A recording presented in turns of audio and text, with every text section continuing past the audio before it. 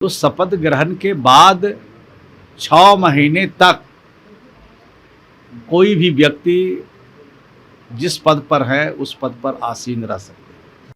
नमस्कार। गृह विभाग के एक पत्र को लेकर बवेला मच गया है और स्वाभाविक तौर पर इस तरीके का पत्र जारी होना आपत्तिजनक तो है। नीतीश कुमार के सुरक्षा को लेकर एक पत्र जारी हुआ है, जबकि पत्र के मजमून में कुछ ऐसी बातें लिखी गई हैं जो हैरान करने वाली है। जरा गौर से देखिए।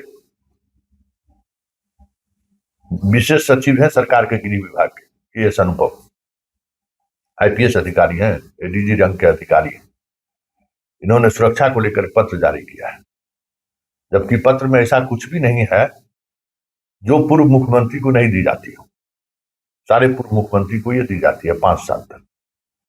लेकिन इसमें एक बेहद आपत्तिजनक बात उन्होंने लिखी है और इसको लेकर एकदम कह सकते हैं कि मुख्यमंत्री आवास से लेके जदयू के सीनियर मंत्री के बीच कहीं न कहीं गुस्सा देखा जा रहा है, या फिर इस तरीके के पत्र से नाराज है। पत्र में लिखा गया है कि ये विधान परिषद और मुख्यमंत्री का पद त्याग पत्र देकर राज्यसभा जा रहे हैं। त्याग पत्र मुख्यमंत्री से देंगे या नहीं देंगे, ये गृह विभाग कैसे तय कर देंगे? क्या गृह विभाग को किसी ने इस तरीके के आदेश की कॉपी दी है क्या कि मुख्यमंत्री इस्तीफा देंगे? अरे भाई, किसी सदन के नेता नहीं रहते हुए भी 6 महीने तक वो मुख्यमंत्री रह सकते हैं, राज्यसभा सदस्य रहते हुए। ऐसे में इस तरीके का पत्र लिखा जाना अपने आप में एक बड़ा सवाल है। किसने इशारे पर यह पत्र जारी हुआ है? क्या लोगों का धैर्य जवाब देने लगा है, या फिर अभी से ही पदाधिकारियों के अंदर यह लालसा बढ़ने लगी है, यह दिखाने के लिए कि हम आपके सबसे क्लोज हैं? यही नहीं, इस तरीके का पत्र जारी करके किसको खुश करना चाह रहे हो? सम्राट चौधरी को खुश करना चाह रहे हो। लेकिन यह पत्र सम्राट चौधरी के गले का फांस बन जाए तो कोई बड़ी बात नहीं, क्योंकि इस पत्र में जो कुछ भी लिखा हुआ है और जिस तरीके से लिखा गया है यह बेहद आपत्तिजनक है।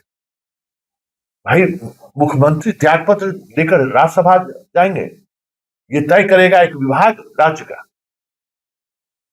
एक बड़ा सवाल है। और ये लिख कैसे जाए? अभी तक जो बातें सरकार के मंत्री या कोई पार्टी के बड़े नेता नहीं कह रहे हैं, वो बात गृह विभाग कह रहा है। मतलब प्रशासनिक महकमों में कुछ न कुछ चीजें चल रही हैं अपनी टीआरपी बढ़ाने को लेकर। इससे और किसी को नहीं, सम्राट चौधरी को ही नुकसान होगा। हो गया है तो मुख्यमंत्री पद से इस्तीफा देने से पहले उन्हें Z+ सुरक्षा दी जाए एसएसजी के साथ। देखिए, सुरक्षा के बाद तो होनी ही चाहिए।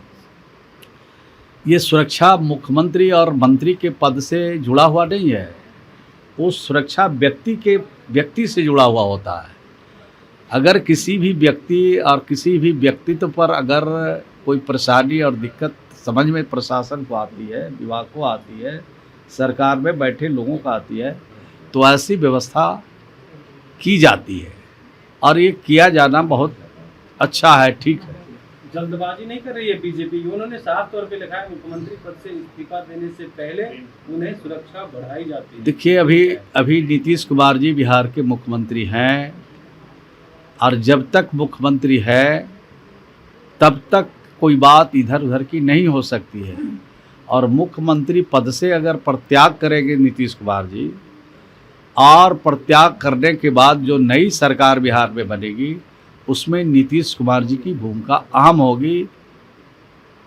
नीतीश मॉडल नहीं, सम्राट मॉडल चलेगा बिहार में आगे। बिहार में तो जो मॉडल चल रहा है, अगर 20 वर्षों में नीतीश कुमार मॉडल से अगर बिहार की तरक्की हुई, बिहार में अमन, बिहार में शांति, बिहार में प्रेम, बिहार का विकास अगर हुआ है और बिहार के लोगों का भरोसा अगर बढ़ा है, तो नीतीश कुमार जी के काम से बढ़ा है, तो नीतीश मॉडल ही बिहार में चलेगा।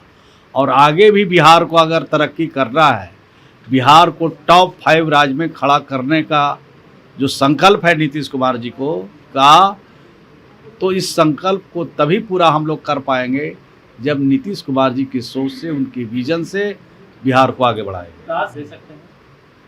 देखिए, इस्तीफा देना तो उनके अपने हिसाब में उनके है, कब क्या करेंगे नहीं करेंगे वो हम लोग के सर्वमान नेता है, उनको से कौन पूछने जाता है कि कब इस्तीफा करिएगा, कब तक रहिएगा। लेकिन संवैधानिक जो प्रक्रिया है उसमें है कि अगर किसी 2 सदन के एक बार सदस्य आप हैं तो एक सदन से प्रत्याग करना है 15 दिन के अंदर। तो विधान परिषद की सदस्यता से उन्होंने त्यागपत्र दे दिया और अब राज्यसभा में 9 तारीख के बाद शपथ ग्रहण होगा।